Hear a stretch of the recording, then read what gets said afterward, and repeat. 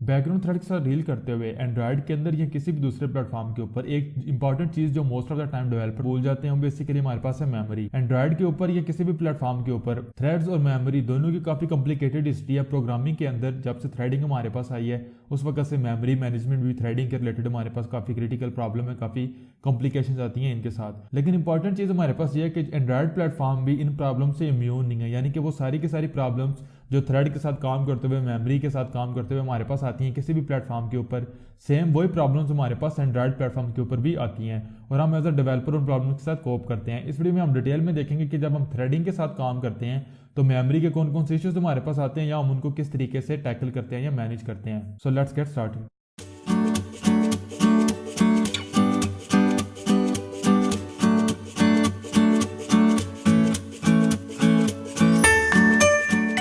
WhatsApp everyone, Saif here with another video on Android development. और Android development के ऊपर ये जो हमारी वीडियो है काफ़ी क्रिटिकल और काफ़ी इंपॉर्टेंट है,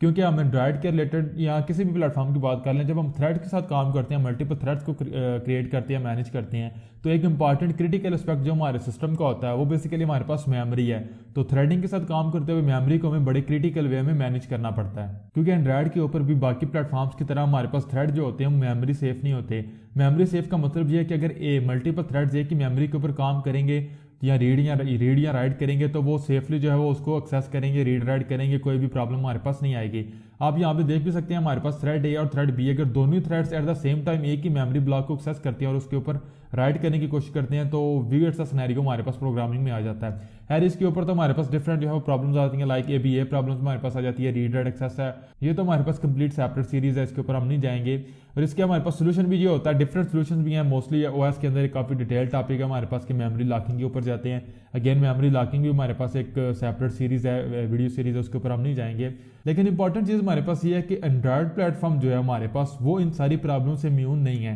ये सारी की सारी प्रॉब्लम जो मेमोरी और थ्रेडिंग के रिलेटेड हमारे पास आती हैं एंड्रॉयड के अंदर भी हमें एज अ डेवलपर जो है वो फेस करनी पड़ती हैं। Different techniques, different approaches, different architectures को हम यूज़ करते हैं एज अ डेवलपर इन प्रॉब्लम्स के साथ कोप करने के लिए, इनको सॉल्व करने के लिए। तो इस वीडियो में हम इन चीज़ों को डिटेल के अंदर देखेंगे। अब राइट नो आपको पता है ये हमारे पास थ्रेड है, इससे मुराद बेसिकली मैंने रेफर किया हुआ मेन थ्रेड या यूआई थ्रेड। जितने भी हमारे यूआई कंपोनेंट्स होते हैं, व्यूज होते हैं, वो बेसिकली मेनली एक्सपोज्ड होते हैं हमारे पास के सिर्फ और सिर्फ मेन थ्रेड के ऊपर क्रिएट किए जाएंगे, मेन थ्रेड के ऊपर ही उनको एक्सेस किया जाएगा, अपडेट किया जाएगा और वो मेन थ्रेड के ऊपर ही डिस्ट्रॉय होंगे। यानी कि वो हमारे पास किसी भी सेपरेट थ्रेड के ऊपर गारंटेड नहीं होता है कि अगर हम उनको किसी सेपरेट थ्रेड के ऊपर रेफरेंस करते हैं लाइक थ्रेड बी तो वो सेफली हमारे पास करेक्टली बिहेव करेंगे। इवन आप इतनी एग्जांपल ले लें, अगर हम इसी एक बटन को जो है वो रेफरेंस करेंगे थ्रेड बी के ऊपर तो हमारे पास वियर्ड से सिनेरियोज आएंगे। आप पॉसिबल है आप इस बटन को जो है वो दूसरे किसी थ्रेड के ऊपर एक्सेस करें और अपडेट करने की कोशिश करें तो 10 में से 2-3 दफा जो है आप इसको कर भी लें अपडेट, लेकिन ये हमारे पास रिकमेंडेड भी नहीं है, काफी क्रिटिकल है। और ये चीज़ पक्की है कि आपके पास डिफरेंट सिनेरियोज आएंगे। मोस्ट ऑफ द टाइम हमारे पास ANRs आती हैं जिसको हम एप्लीकेशन नॉट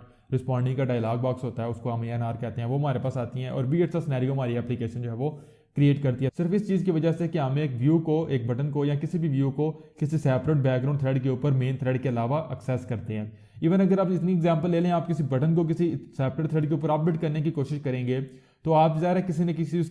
बटन की या उस व्यू की किसी न किसी प्रॉपर्टी को चेंज कर रहे होंगे। लाइक अगर आप उसका टेक्स्ट अपडेट करते हैं तो आप बटन का टेक्स्ट जो है उसको अपडेट करेंगे, टेक्स्ट व्यू के अपडेट को जो है वो अपडेट करेंगे तो उसकी प्रॉपर्टी टेक्स्ट है उसको अपडेट कर रहे होंगे। अब सपोज करें जब आपने उस बटन को रेफरेंस किया हुआ थ्रेड बी के ऊपर, अब थ्रेड बी के ऊपर जब आपने उसको रेफरेंस किया तो पॉसिबल है वो बेसिकली हमारे पास जो मेन थ्रेड है उसकी हायरार्की से रिमूव हो चुका है, हमारी एक्टिविटी डिस्ट्रॉय हो चुकी है, एक्टिविटी हमारी रिक्रिएट हुई है किसी वजह से। जहाँ आप ये कह लें कि हमारे पास हमारी कॉन्फ़िगरेशन चेंज हुई, डिवाइस की ओरिएंटेशन चेंज हुई, लैंडस्केप या पोर्ट्रेट या वॉइस वर्सा, तो हमारी एक्टिविटी रिक्रिएट होगी तो जो हमारे पास यहाँ पे रेफरेंस होगा बेसिकली वो बेसिकली यहाँ पे एग्जिस्ट नहीं कर रहा होगा, तो हमारे पास यहाँ पे एरर आएगा, आप उसको अपडेट नहीं कर सकते। तो आप जब भी किसी भी ऐसे व्यू की किसी प्रॉपर्टी को चेंज करने की कोशिश करेंगे, अपडेट करने की कोशिश करेंगे तो हमारे पास हमारी एप्लीकेशन जो है वो बियर्ड सा सिनेरियो क्रिएट करेगी, डिफरेंट क्रैचेस हमारे पास आएंगे। और मोस्ट ऑफ द टाइम ऐसी ही प्रॉब्लम्स होती हैं जो हमारी एप्लीकेशन में ANRs को जनरेट करती हैं। अब इतनी सी एग्जांपल आप ले लें कि जब भी हमारा कोई भी व्यू जो बेसिकली आप किसी को रेफरेंस करते हैं या आप किसी बटन को अपडेट करने की कोशिश करते हैं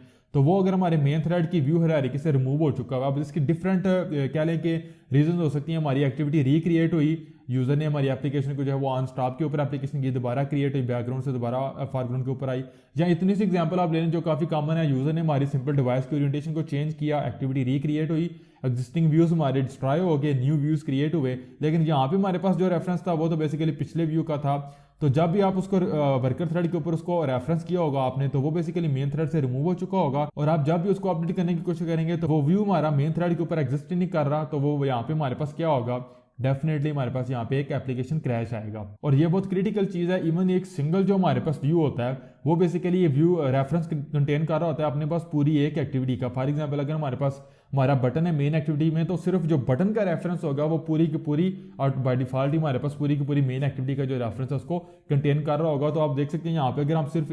किसी भी एक्टिविटी के एक ऑब्जेक्ट को, एक व्यूएस को किसी भी वर्कर थ्रेड के ऊपर अगर रेफरेंस करेंगे, तो यहाँ पे बेसिकली हम जो है वो इनडायरेक्टली कह लेंगे पूरी एक एक्टिविटी का रेफरेंस होल्ड किए हुए हैं। तो अगर वो एक्टिविटी हमारी डिस्ट्रॉय हो जाएगी तो हमारे पास यहाँ पे एक मेमोरी लीक आ जाएगा, हमारे ऑब्जेक्ट जो है वो लीक्ड हो जाएगा, क्योंकि हमने कैसे ऑब्जेक्ट का रेफरेंस हमने लिया हुआ मेमोरी के अंदर जो कि हमारे पास बेसिकली एग्जिस्ट नहीं कर रहा। तो ये एक इंपॉर्टेंट चीज़ है। अब यहाँ पे देख सकते हैं यहाँ पे हमारे पास मेन थ्रेड यूआई थ्रेड है। आपने एक्टिविटी ए का रेफरेंस लिया बैकग्राउंड थ्रेड के ऊपर, फिर आप जब तक हमारा बैकग्राउंड थ्रेड कंप्लीट नहीं होगा तो हमारे पास एक्टिविटी का रेफरेंस रहेगा। अब इस दौरान हमारी एक्टिविटी जो है वो 3 दफ़ा हमारी डिवाइस की ओरिएंटेशन चेंज हुई है। यूजर लैंडस्केप से पोर्ट्रेट में गया, अगेन वाइस वर्सा, वो 3 दफ़ा उसने हमारी एक्टिविटी की ओरिएंटेशन चेंज की। हमारी एक्टिविटी ए का रेफरेंस भी ज़ाया हो गया, न्यू ओरिएंटेशन के ऊपर एक्टिविटी क्रिएट हुई उसका रेफरेंस भी ज़ाया हो गया, अगेन ओरिएंटेशन चेंज के ऊपर जो एक्टिविटी क्रिएट हुई उसका रेफरेंस भी ज़ाया हो गया, और अगेन जो हमारे पास लास्ट ओरिएंटेशन के ऊपर जो एक्टिविटी क्रिएट हुई, रिक्रिएट हुई सॉरी, तो उसका रेफरेंस हमारे पास मेमोरी में होगा। इसका मतलब है हमारे पास जो बैकग्राउंड थ्रेड है वो तो अभी तक जब तक काम कंप्लीट नहीं होगा, एक्टिविटी चल रही है वो चलता रहेगा,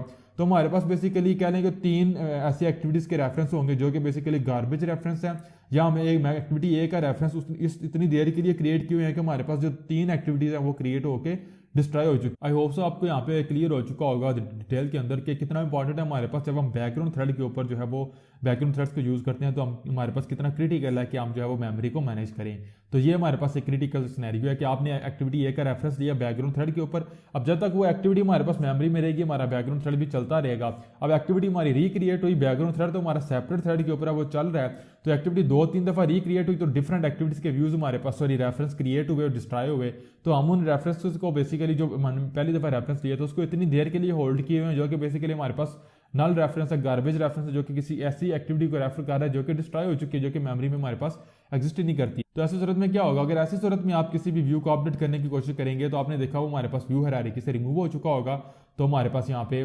डेफिनेटली एप्लीकेशन क्रैश आएगा जिसको हम ANR भी कहते हैं। तो इस चीज़ से हमें एक चीज़ क्लियर होगी जो इंपॉर्टेंट है और जो बहुत ही इंपॉर्टेंट है कि डोंट होल्ड रेफरेंसेस। कभी भी हम ये नहीं करेंगे मेन या यूआई थ्रेड के अलावा अपने व्यूज़ का रेफरेंस अपने पास किसी भी बैकग्राउंड थ्रेड के ऊपर रेफरेंस करें। सिर्फ और सिर्फ यूआई थ्रेड ही बेसिकली हमारे पास मेन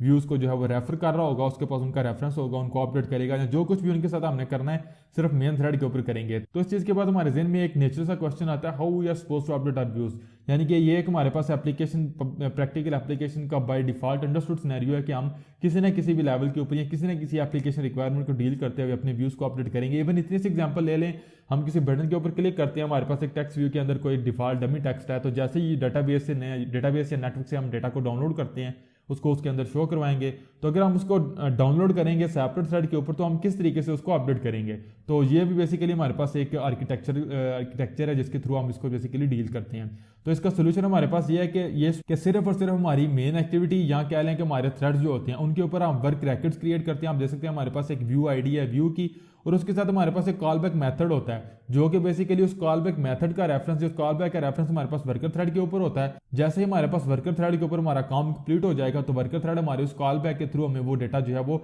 डिफरेंट पैकेट्स के थ्रू इंटेंट या मैसेज बंडल के थ्रू जो है वो हमें सेंड कर देगा। मैसेज बंडल के थ्रू हम नेक्स्ट वीडियो में हम देखेंगे अभी कि किस तरीके से हम एक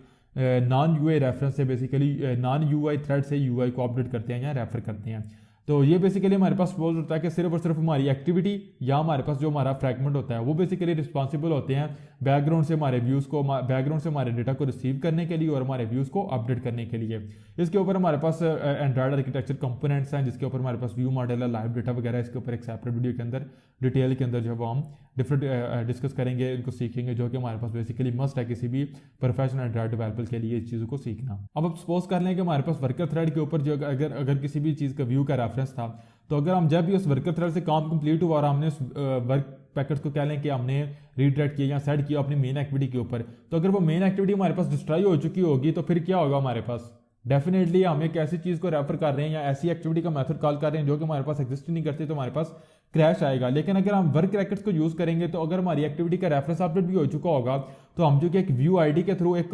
कॉल बैक के थ्रू उसको सेंड कर रहे होंगे, तो वो हमारी एक्टिविटी ये देखेगी कि जिस व्यू को रेफर किया जा रहा है अगर तो वो मेरे पास आया तो उसको अपडेट करो, और अगर वो मेरे पास नहीं है तो सिंपली जो वर्क पैकेट आया उसको डिस्कार्ड कर दो। यानी कि हम बेसिकली सेफली काम कर रहे हैं, यहाँ पे हमारे पास कोई भी वियर्ड से जो क्रैशेज है वो यहाँ पे हमारे पास अकर नहीं होंगे। तो आई होप सो आप लोगों को समझ आ चुका होगा कि कितना क्रिटिकल और कितना इंपॉर्टेंट है थ्रेड्स के साथ मेमोरी को सेफली जो है वो मैनेज करना, क्योंकि मेमोरी थ्रेड्स हमारे पास जो होते हैं वो मेमोरी सेफ नहीं होते। और आई होप सो आपको ये भी क्लियर हो चुका होगा कि हम मेन थ्रेड को यूआई थ्रेड क्यों कहते हैं। अगेन क्योंकि सिर्फ मेन थ्रेड ही बेसिकली रिस्पॉन्सिबल होता है हमारी पूरी की पूरी यूआई को डील करने के लिए, क्रिएट करना, उनको अपडेट करना, डिफरेंट एनिमेशंस उनको डिस्ट्रॉय करना, but ever we want to deal with the views with our UI that is supposed to happen only in main thread और यूआई थ्रेड। तो आई होप सो आप लोगों को ये कंसेप्ट क्लियर हो चुका होगा। तो इंशाल्लाह नेक्स्ट वीडियो में हम देखेंगे कि किस तरीके से जो लास्ट वीडियो में हमने एक बैकग्राउंड थ्रेड क्रिएट किया था उससे बेसिकली हम डेटा को सेंड करते हैं मेन थ्रेड के ऊपर और उसमें से हम यूआई को अपडेट करते हैं। अगर वीडियो पसंद आई हो तो लाइक कीजिएगा and thanks for watching, see you guys in the next video. अल्लाह हाफिज़।